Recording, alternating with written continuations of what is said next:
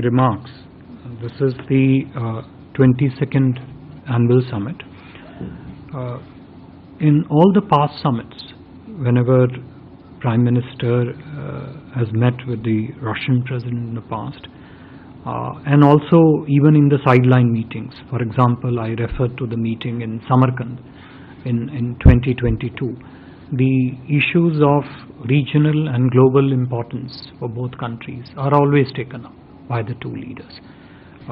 You are well aware of what the Honorable Prime Minister spoke when he referred to the ongoing conflict in Ukraine at that time with Russian President. So we are all aware of that.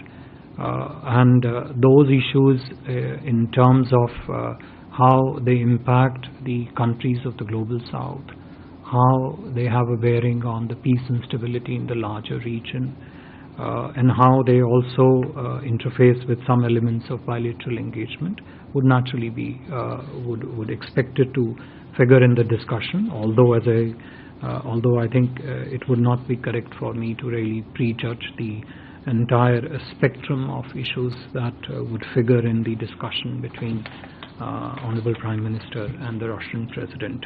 The same would apply to the second part of your question.